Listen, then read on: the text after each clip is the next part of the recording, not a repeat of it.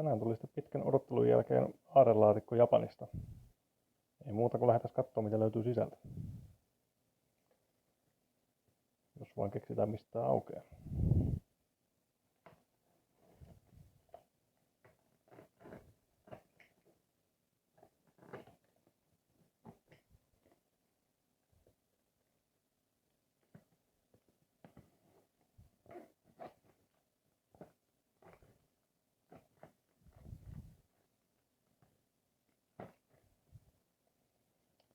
Jaa, jos nämä dokumentit vaikka tästä ottaisiin.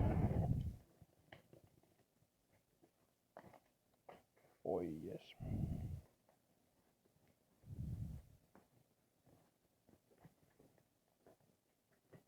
Täällä joku sauma vissiin.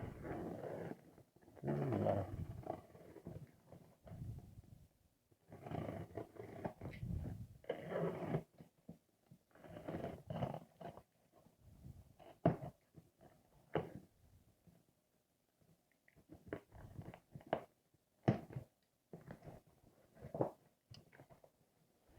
No niin, päästään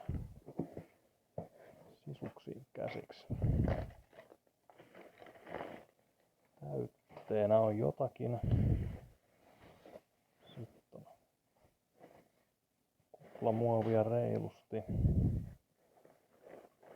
Katsotaan mikähän meillä tässä ensimmäisenä on kyseessä, mihinkähän se veitsikin kerkes mennä tuolla.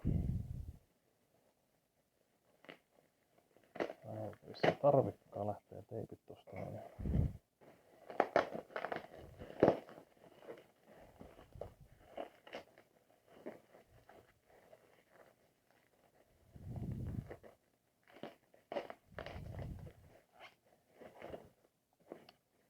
Joo, tää ei nyt kyllä ole mikään ASMR-tyyppinen unboxing, mutta ei ole tarkoituskaan. No niin, nyt aletaan olla lähellä.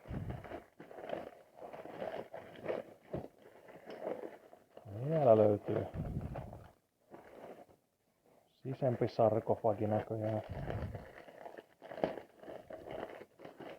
Noniin. Nyt. Oi. Tässä on pien santoku. Ei nyt saa selvää. Honvarikomi. Terä sen verran pystyy sanomaan suoraan tosta noin. Aika jyty deba. Metalliholkilla. Kahvassa lukee asioita Sakai jotakin ainakin. Näitä nyt vaan tänne syrjään. Sitten on pettiosastoa. Masa. Otat Masakin vai Masakane, mitenköhän tuo kuuluisi lukee. Jotakin Joo. Kivan näköinen. Sitten Hiromoto Honvarikomi Kyuto. Tällainen santoku ollut kerran. Jumaliste oli muuten hyvä peli. Näissä on kahvat ihan kivoja. Aika kevyt kaiken kaikkiaan. Sitten on jotain, ei saa ihan selvää. Honvarikomi lukee siellä, mutta mitä tuossa päällä?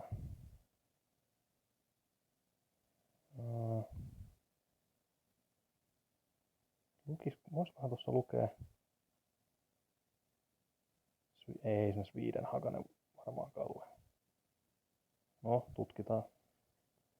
Honvarikomia sekin. Deba. Jotakin Mitsu. Selkeästikin. Tällainen kierron näköinen kärjestä, joo.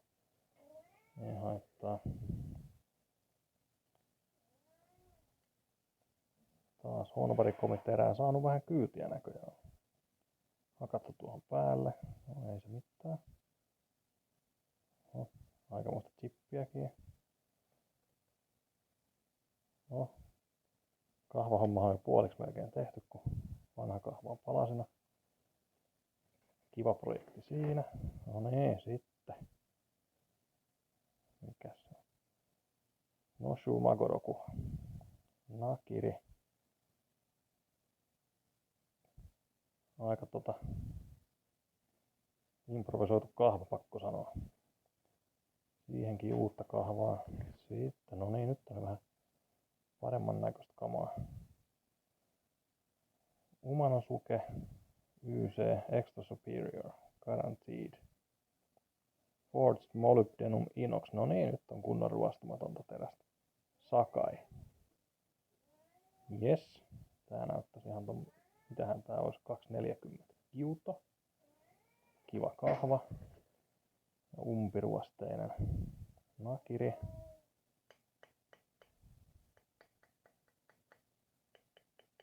Kilahtelee kivasti.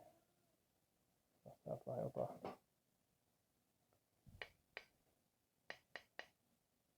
No. Ei se nyt ihan niin soi kuin joskus on soinut.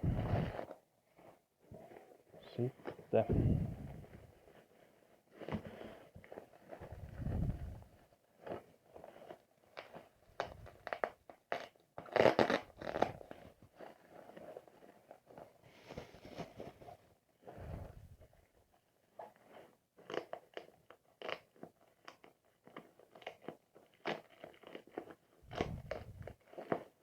No, sekin näköjään halusi hajota ennemmin. Teippi menee koko mitaltaan tosta noin.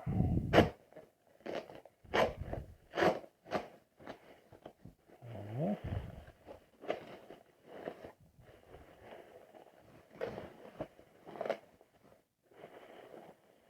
Kirkas teippi sotkeutuu joka paikkaan.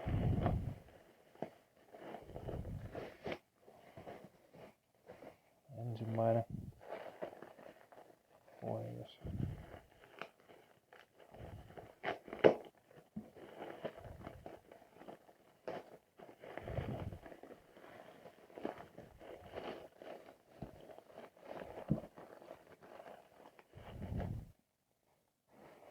No, sikäläisiä lehtiä ainakin tulee myös.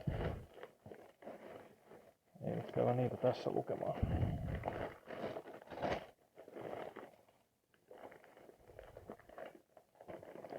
Jostain joku terä yritti vähän tarrata käteen. Oi, no niin.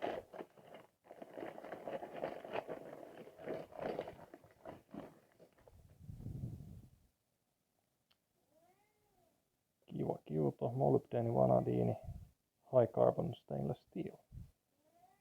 Tällä puolella ei mitään. Joo. No, siinä on kiva ääni.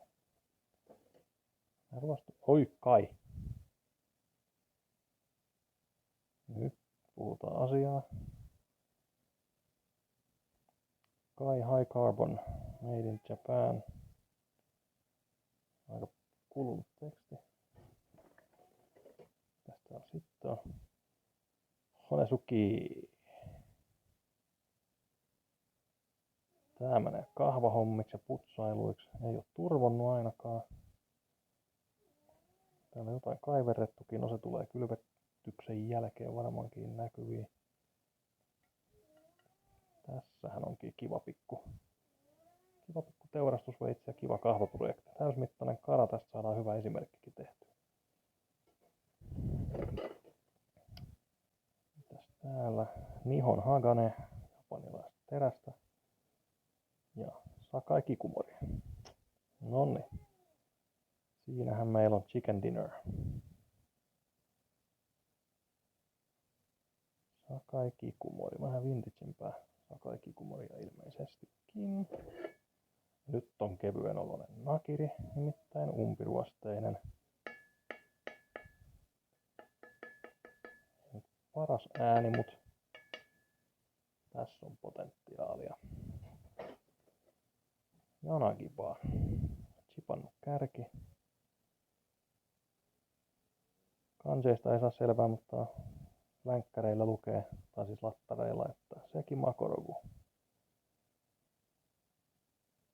yhden tällaisen kerran ehostellut. Ihan kelpo peli. Ja mikäs tuossa lukee? Onko se Supaz katakanoin? Se lukee jotain muutakin, ei saa oikein tässä nyt selvää. Pitäisi zoomailla vähän lisää. On tämmönen kelpo kotikiuto. Lisää pettiosastoa. Mitäs täällä on? Zwillingi. Friodur-karkastu. Tää on hyvä lisäkokoelmaa. Löytyy nimittäin Zwillingin paistiveitsi ja Santo, kun ne on ihan mielettömän hyviä. Tässä olisi niin kuin jonkunnäköinen joskus ollut Kurouchi-pinta tässä ja on vähän jäljellä edelleenkin. Tää on kyllä vintage-osastoa ja on kyllä kiva ääni, potentiaalia. Ja sitten on joku vitosen vehje niin sanotusti. Nääkin saattaa olla hänelle tämmöinen muovikahva hyi. No.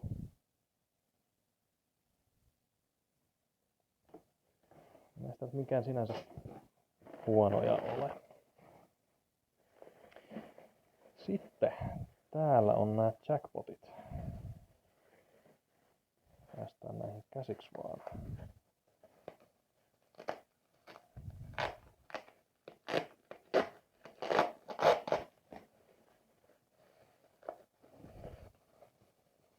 Painon perusteella arvelisin, että täältä löytyy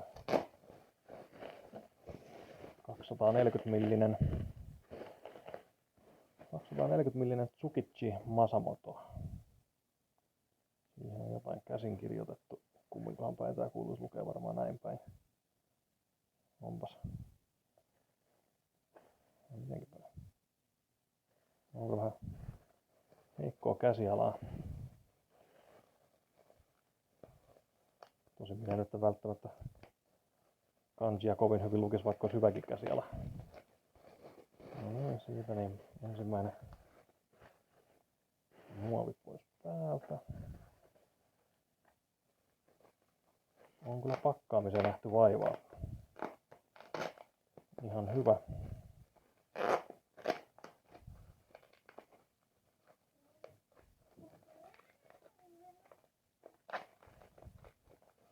No, tääkin haluaa ennen hajota.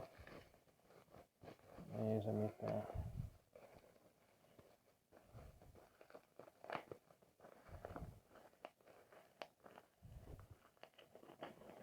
On niin paljon kuplamuovia, että ei tätä kaikkea varmaan ole mitään vitsiä säästää kuitenkaan.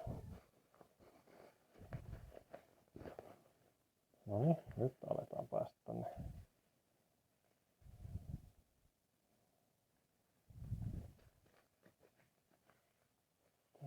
Missä halutaan ehkä käyttää vähän varovaisuutta.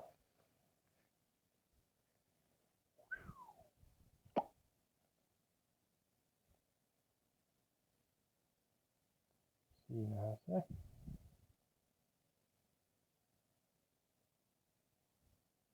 Nimenomaan Tsukiji.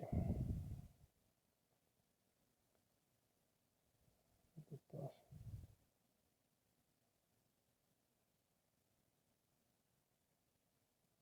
Ei näy mitään fataaleja vikoja. Kahva vähän irvistelee. Siellä todennäköisesti on vähän vesi päässyt myllertämään, mutta niin siinä napsautetaan kahvaveke ja putsataan ja uutta puuta päälle. Otetaan vähän syrjempää. Sitten vielä viimeinen. Täällä pitäisi olla Sakai Kikumori Länkkäri Deba. Eli siis tollanen giuton näköinen, mutta paljon järeämpi.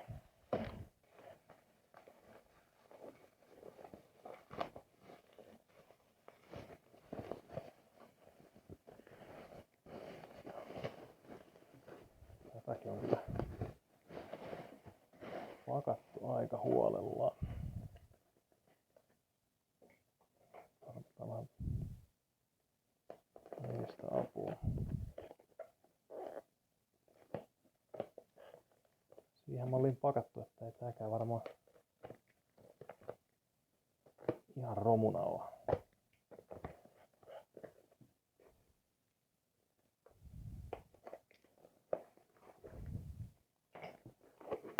No niin, ja vielä löytyy. Wuhuu! Oi saakeli. Kiva. Vähän on kahvas pykälää. Epätasaisuutta niin sanotusti. Tää on Uddeholmin ruottalaista ruostumatonta terästä. Ja selkeästikin käyttäjä tätä on modannut sen verran, että on urittanut tätä. Ei kamat tartu kiinni niin vahvasti. Joo, tämmönen crème de la crème. Ei tarvitse kahvaan todennäköisesti koskea. Vaikuttaa ainakin vielä toistaiseksi ihan hyvältä. Joo, lähdetään näitä työstelemään. Palataan näihin tulevissa videoissa.